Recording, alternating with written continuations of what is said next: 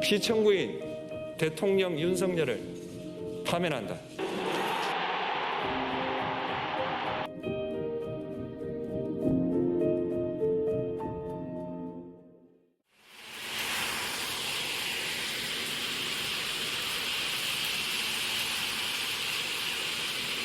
대한민국 민주주의의 위대함은 헌법이라고 하는 그 자체에 있는 게 아니라, 제도에 있는 게 아니라 그 제도를 가지고 사는 우리 국민 스스로의 위대함이죠. 억압을 하면 포기하고 좌절하고 굴복하는 게 아니라 결국 그걸 이겨내요. 역사에서 그렇게 보여졌던 거죠. 정말 진정한 의미의 민주적 국가를 훼손하려는 그들의 시도에 대해서 끊임없이 저항해 왔어요. 이번에도 저항한 거죠. 강력한 무력을 동반한 현실적 권력을 끌어내렸지 않습니까?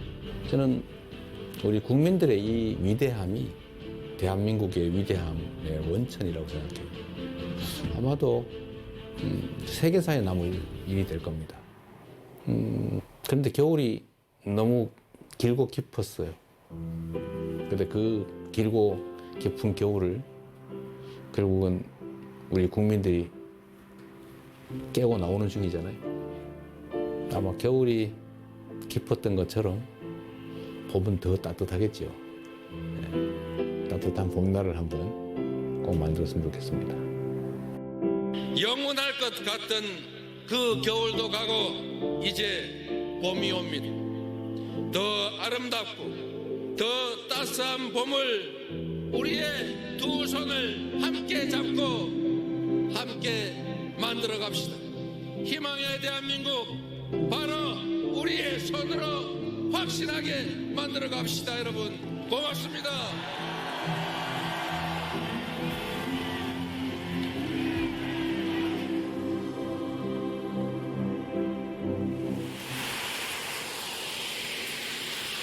대립 갈등이 지금 아주 크죠. 그런데 그 원인은 뭐냐? 뭐 여러 가지가 있어요. 그 아주 근본적인 거는 경제적 이유입니다. 먹고 살기가 어려워져서 그래요. 세상 사는 게 힘들어서 그렇습니다. 그런데 왜 그러면 더 잘 살게 됐는데 왜 부족하게 됐냐?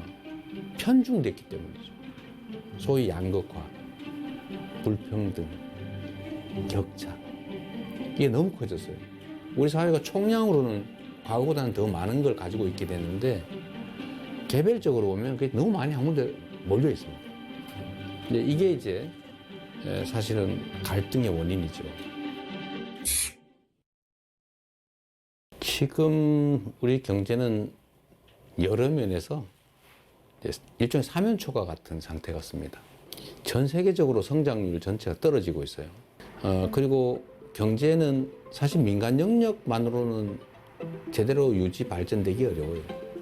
정부 영역의 역할이 중요한데 지금 거의 3년 동안 정부는 경제를 방치해뒀죠. 이제는 첨단 과학기술에 대한 투자가 중요한 시대가 됐습니다. 근데 문제는 과학기술의 수준이 너무 높아져가지고 개별 기업들이 감당할 수 없는 상황이 됐어요. 그래서 정부 단위의 인력 양성, 또 대대적인 기술 개발, 연구 개발 투자, 스타트업이나 벤처에 대한 대규모 투자. 또 그렇게 하면 다시 또 살아날 수 있습니다. 우리 너무 좌절할 필요 없는 거죠.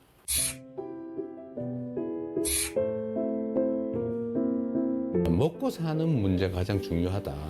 이거는 사실은 매우 기능적이고 물질적인 거예요. 고통스럽게 살지 않게 해줘야 한다. 잘 산다라고 하는 건 좀 달라요. 잘사니즘이라고 하면 좀 더 가치지향적이고 좀 정신적이고 고통 없는 삶을 넘어선 더 행복한 삶을 살 수 있는 세상을 만들자, 그런 거라고 봐주시면 되겠어요. 민생 살리는데 색깔이 무슨 의미입니까?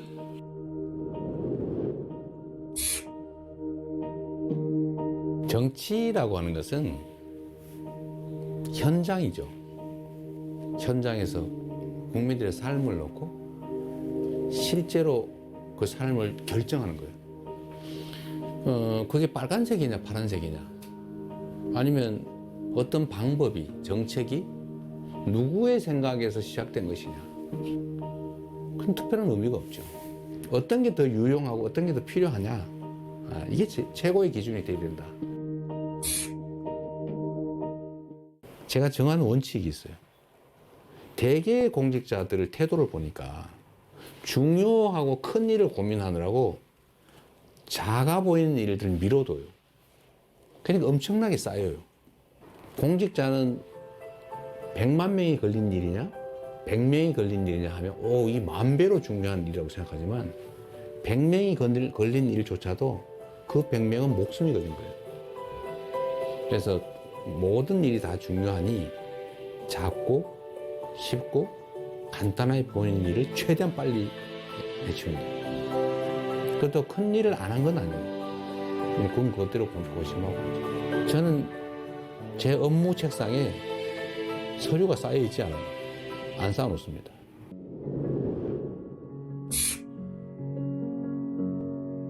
재난이나 아니면 사회적 위기 때 피해를 입는 것은 힘겹고 못 살고 어려운 사람 순이에요. 사실 그 사회의 문화의 수준이랄까, 그 사회에 대한 평가는 이 약자들에 대해서 얼마나 많이 관심 갖고 지원하느냐에 달려 있어요. 생명 안전을 유지해야 그 다음 단계, 더 나은 삶, 행복한 삶을 꿈꿀 수 있어요. 그래서 국민의 생명과 안전을 지키는 것은 정부가, 국가가 해야 될 가장 중요한 일입니다. 뭐든지 문제를 생각해 보면 우리가 조금 더 신경을 썼더라면 막을 수 있었던 사고로 보여져요. 누가 얼마나 체계적으로 신속하게 대응하느냐에 따라서 피해는 매우 적을 수도 있어요.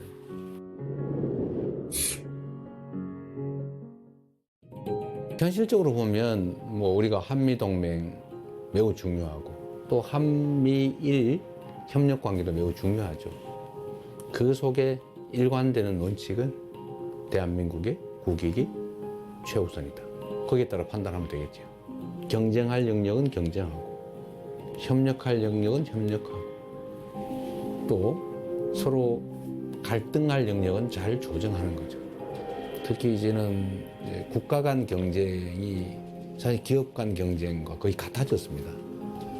그래서 기업과 정부의 역할 분담, 협력이 정말로 중요해요. 특히 국제 경쟁에서는 반드시 필요한 부분입니다.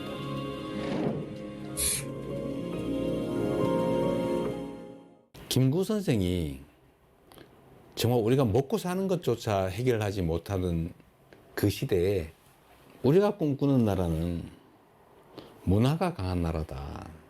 문화 강국 얘기를 하셨어요. 정말 저는 우리의 역량을 통찰한 정말 해안이었다.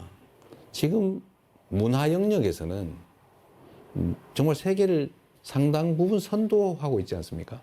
그럼 우리 K컬처, 한류라고 보통 부르지 않습니까?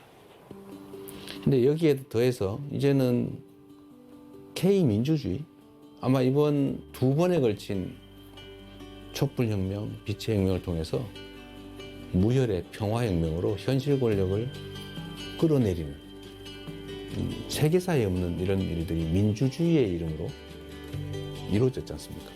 정말로 위대한 민주주의의 힘을 보여준 거죠. 대한민국이 세계를 선도하는 여러 영역들이 있다고 봐요. 저는 이런 것들을 K 이니셔티브라고 좀 통칭하고 싶습니다. 우리가 비록 규모는 적지만 소프트 파워 측면에서는 세계를 여러 영역에서 선도할 수 있겠다는 생각이 들어요. 그런 나라 한번 꼭 만들어 보고 싶어요.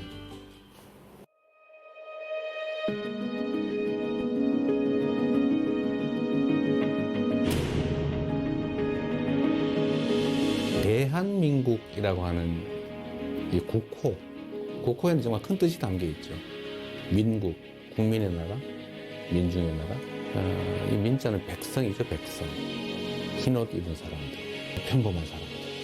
이 평범한 사람들의 그리고 작지만 큰 나라.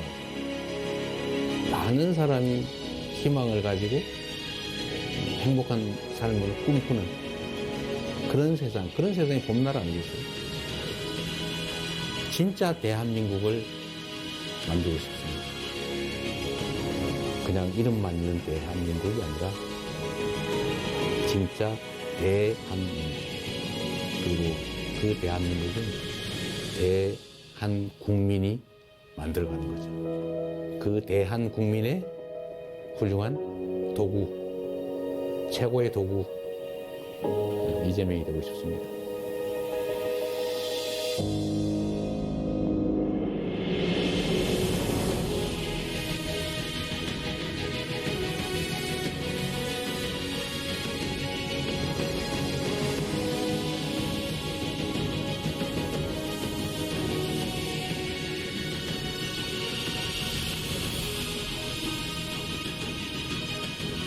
민주공화국 대한민국을 함께 만들어 갑시다. 고맙습니다.